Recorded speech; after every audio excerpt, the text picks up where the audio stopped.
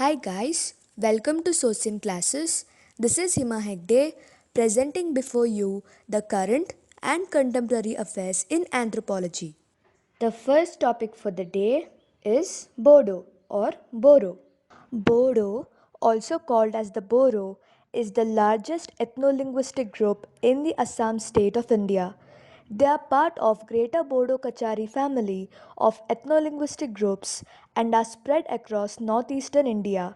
They are concentrated mainly in Bodoland territorial region of Assam, though Boros inhabit all other districts of Assam and Meghalaya. Boros are officially identified as Boro, Borokachari, scheduled tribe under the Constitution of India. The Boro, along with the cognate groups of Bodo-Kachari people, are prehistoric settlers who have believed to have migrated at least 3000 years ago. Boros are mostly settled farmers who have traditional irrigation, dong. The Boro language is a member of the Sino-Tibetan language family. It belongs to the Borogaro group of the Tibeto-Burman languages branch of the Sino-Tibetan family. It is an official language of the state of Assam and the Bodoland territorial region of India. It is one of the 22 languages listed in the 8th schedule of Constitution of India. Traditionally, Boros practiced Bataoism, which is worshipping of supreme god known as Obonglari. The Shijau tree in the genus Euphorbia is taken as the symbol of Batao as worshipped. It is also claimed as the supreme god. According to Bataoism, before the creation of the universe, there was simply a great void in which the Supreme Being, that is Aham Guru, Anan Binan Gosai, existed formlessly.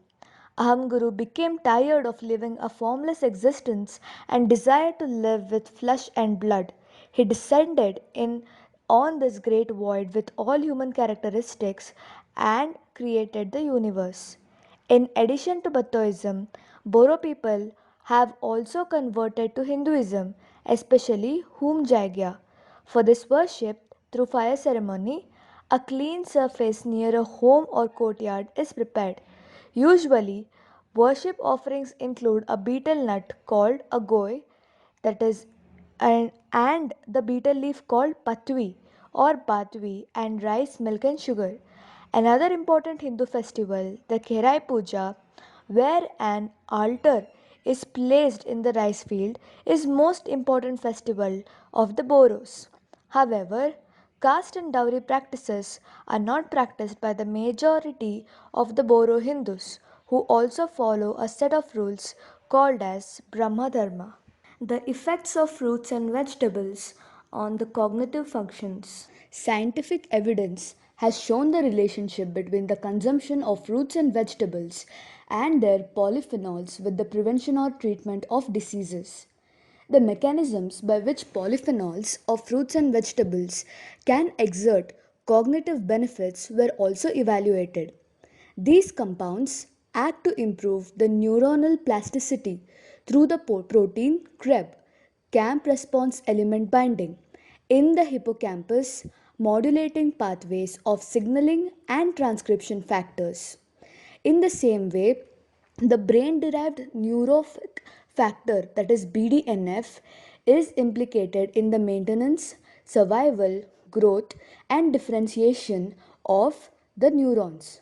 All these effects are produced by an increase of cerebral blood flow and an increase of the blood's nitric oxide levels and oxygenation. A healthy lifestyle and nutritional habits are essential for the maintenance of a healthy state in a young population. These habits should include adequate intake of fruits and vegetables, habitual consumption of omega series fatty acids, that is about 250 to 500 mg per day of 6 to 3 per omega, and limiting the consumption of saturated fatty acids over 10%. Apart from physical activity, adequate intake of vitamins, minerals, and other bioactive compounds through the consumption of fruits and vegetables is essential. Various cognitive functions recognized by validated tests of European Agency for Food Safety, that is EFSA, are as follows.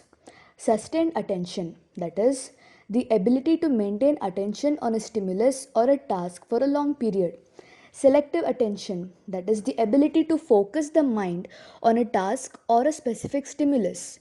Immediate memory, that is the ability to maintain a small amount of information in a short period of time. Working memory, the set of processes that allow the storage and management of information for the performance of complex cognitive tasks such as language, reading, and mathematics. Adult neurogenesis is the process associated with neural plasticity and the maintenance of normal function in the CNS, and therefore cognitive function and repair of damaged brain cells by aging.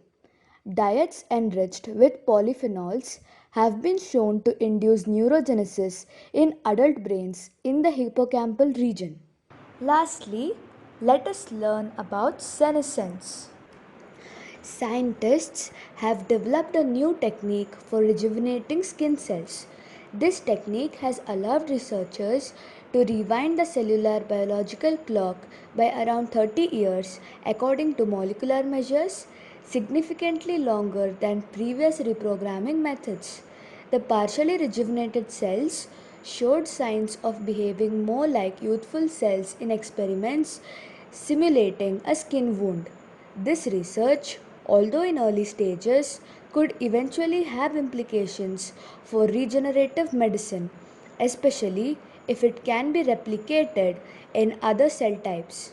The mechanism behind successful transient programming is not fully understood and is the next piece of puzzle to explore. The researchers speculate that key areas of the genome involved in shaping the cell identity might escape the reprogramming process.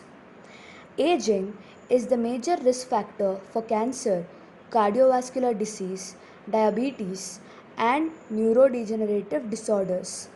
Although we are far from understanding the biological basis of aging, research suggests that targeting the aging process itself could ameliorate many age related pathologies. Senescence is a cellular response characterized by a stable growth arrest and other phenotypic alterations that include other kinds of spectrum.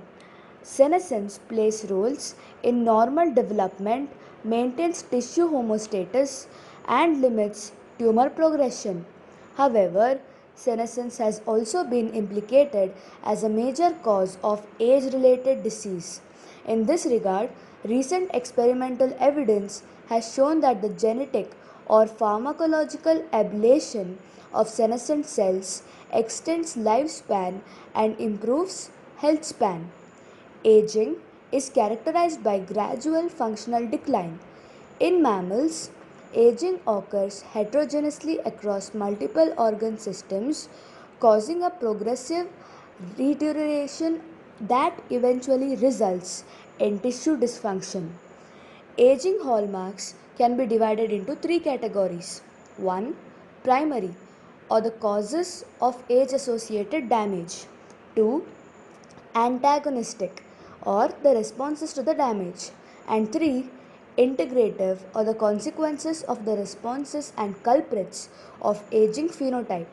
Senescence, a cellular response that limits proliferation of aged or damaged cells, belongs to the antagonistic class.